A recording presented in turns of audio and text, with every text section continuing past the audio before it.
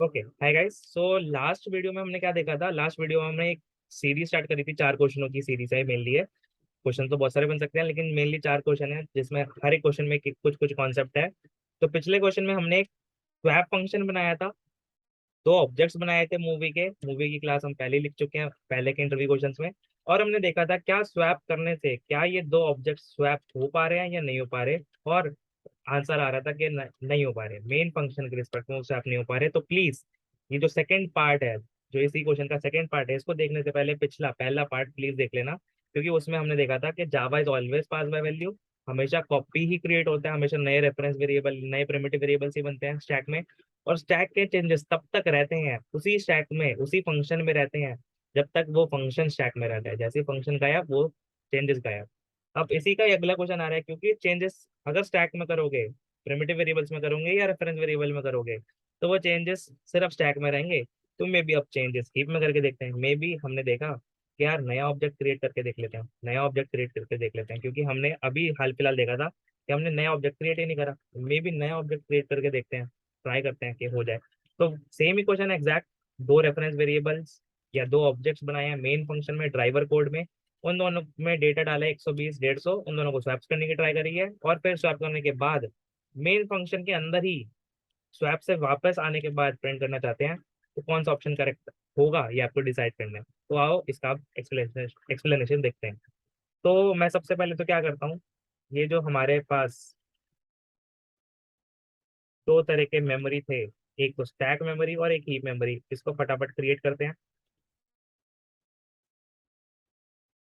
Stack memory जो कि functions को पुश करने में, फंक्शंस को पॉप करने में हमारी हेल्प करेगी। फंक्शंस स्टोर होंगे, लोकल पैरामीटर्स, लोकल वेरिएबल जो भी एक फंक्शन के अंदर बन रहे हैं या उसके पैरामीटर्स में, आर्ग्यूमेंट्स में, वो सारे स्टैक में जाएंगे। प्रिमिटिव वेरिएबल, रेफरेंस वेरिएबल, और जो भी ऑब्जेक्ट्स हैं न्यू कीवर्ड की मदद से, स्ट्रिंग लिटरल्स, एरेस, वो सब हीप में जा रहा होता है।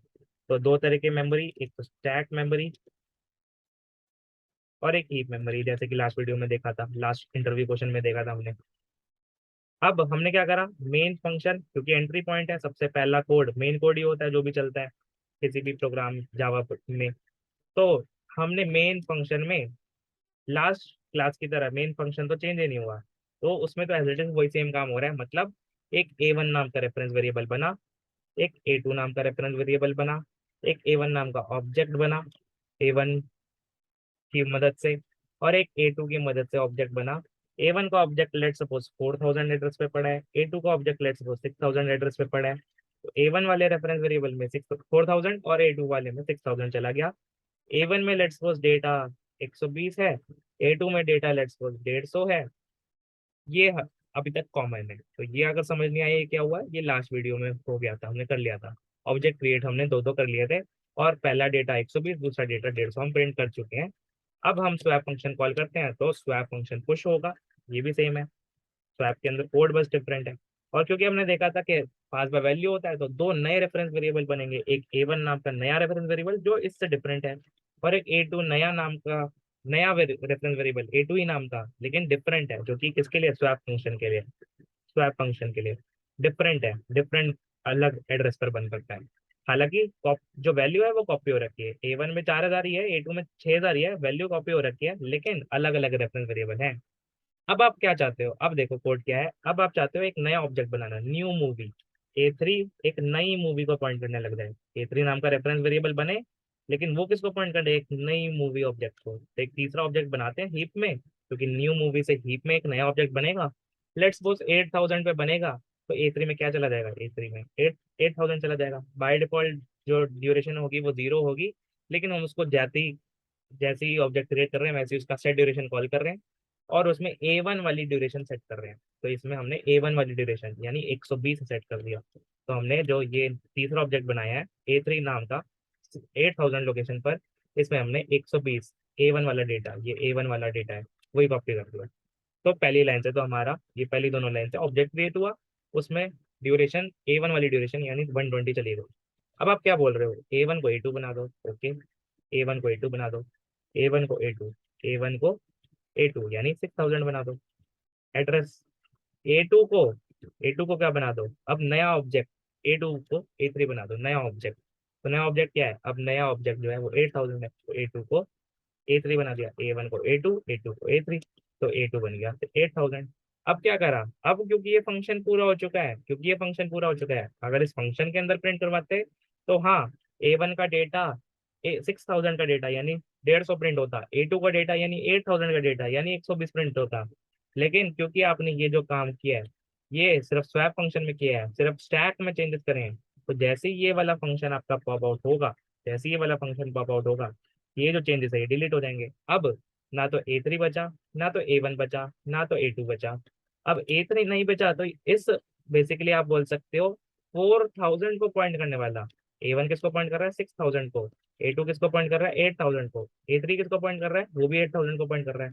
तो जैसे ही आपने ये वाला स्वैप फंक्शन पॉप आउट करा, तो अब इस 4000 को पॉइंट करने वाला तो है रेफरेंस वेरिएबल A1, 6000 को पॉइंट करने वाला A2 रेफरेंस वेरिएबल है, लेकिन 8000 को पॉइंट करने वाला कोई भी रेफरेंस वेरिएबल नहीं है, कोई भी पॉइंटर नहीं है जो 8000 को पॉइंट कर रहा है। तो ये क्या है, गार्बेज है, कोई भी इसको यूज नहीं करना चाहता, कोई भी पॉइंट नहीं कर रहा है इसको। तो ये गार्बेज कलेक्टेबल है, मतलब ये कभी भी डिलीट हो सकता है, जैसे ही गार्बेज कलेक्टर को दिखेगा कि मेमोरी कम है, वैसे ही ये जो ऑब्जेक्ट है ये डिलीट हो जाएगा। वो बात की बात है, लेकिन मेन क्या बात है कि मेन हमारे पास, अगर अब हम मेन फंक्शन में देखें, तो A1 में 4000 ही पड़ा है, A2 में 6000 ही पड़ा है, यानी A1 का डेटा अभी भी 120 है, A2 का डेटा अभी भी 150 है। तो अभी भी जो आउटपुट आएगा वो same as previous question, option number B, 120 150, still 120 150 after swapping, after swap लौटने से के बाद, स्वैप फंक्शन से लौटने के बाद। क्योंकि A1 तो अभी भी 4000 ही है, A2 तो अभी भी 6000 ही है, क्योंकि आपने चेंजेस तो अभी भी स्टैक नहीं करे, चेंजेस तो अभी भी स्टैक नहीं करे। हालांकि एक नया ऑब्जेक्ट क्रिएट करा, लेकिन वो तो डिलीट ही हो जाएगा, वो तो बेसिकली कुछ फायदा ही नहीं हुआ, क्योंकि वो तो सिर्फ स्वैप में क्रिएट करा आपने, सिर्फ स्वैप फंक्शन में क्रिएट करा, उस डेटा का हम कुछ कर ही नहीं सकते, इस ऑब्जेक्ट का हम कुछ कर ही नहीं सकते 120 का। तो हमने क्या देखा कि भले ही हमारा एक नया ऑब्जेक्ट क्रिएट हो रहा था, ऑब्जेक्ट क्रिएशन हो रहा था, लेकिन वो भी सिर्फ एक स्वैप फंक्शन के अंदर हो रहा था, और क्योंकि स्वैप फंक्शन के अलावा और कोई ऐसा पॉइंटर नहीं था, कोई ऐसा रेफरेंस वेरिएबल नहीं था स्वैप फंक्शन के अलावा किसी फंक्शन में जो कि उसको पॉइंट कर रहा था, वो एक गार्बेज कलेक्टेबल बन रहा था, गार्बेज कलेक्टेबल बन रहा था। मतलब स्वैप फंक्शन के पॉप होने के बाद ये जो हमारा रेफरेंस वेरिएबल था ये डिलीट, ये जो हमारा ऑब्जेक्ट था, रेफरेंस वेरिएबल तो डिलीट हो ही जाएगा जैसे फंक्शन पॉप हो रहा है, लेकिन ये जो ऑब्जेक्ट था ये भी डिलीट हो सकता है, तभी के तभी नहीं होगा, लेकिन बाद में हो जाएगा जब भी गार्बेज कलेक्टर वाली थ्रेड को कम मेमोरी मिलेगी। तो ये हमारा दूसरा कॉन्सेप्ट था, और हमने देखा कि इसमें भी एक्चुअल में स्वैपिंग हो नहीं रही, इसमें भी जो हमारा एक्चुअल में आंसर है वो बी है। तो आई होप मे बी इस क्वेश्चन में या पिछले क्वेश्चन में आपने कुछ ना कुछ ऑप्शंस, कुछ ना कुछ लोगों ने गलत करे होंगे। नेक्स्ट क्वेश्चन आ रहा है, same exact ditto copy question, just हमने स्वैप में एक और चेंज कर दिया, हमने देखा यार ऑब्जेक्ट क्रिएशन से तो कुछ मतलब बन नहीं रहा, ऑब्जेक्ट क्रिएशन से तो कुछ मतलब बन नहीं रहा, स्टैक में चेंजेस करने से कुछ मतलब बन नहीं रहा, तो क्या करते हैं, कोई नहीं, अभी भी A3 A1 को ही पॉइंट करे, नया ऑब्जेक्ट बनाने से कुछ फर्क नहीं पड़ रहा, वो गार्बेज कलेक्टेबल बन जाता है। तो ऐसा करते हैं, हीप में चेंजेस कर लेते हैं, डेटा में ही चेंजेस कर लेते हैं, ड्यूरेशन नाम के रेफरेंस वेरिएबल में ही चेंजेस कर लेते हैं। तो ये वाला जो क्वेश्चन है इसका आउटपुट आपको सोचना है, और नेक्स्ट वीडियो में हम इसके ऊपर डिस्कस कर रहे होंगे। तब तक के लिए बाय बाय। आई होप आपको लास्ट के दो क्वेश्चन, करंट के दो क्वेश्चन इनफैक्ट समझ आए होंगे। आगे दो और क्वेश्चन है, और इन दोनों क्वेश्चनों में भी नए नए कॉन्सेप्ट छुपे हुए हैं। तो बाय बाय एवरीवन।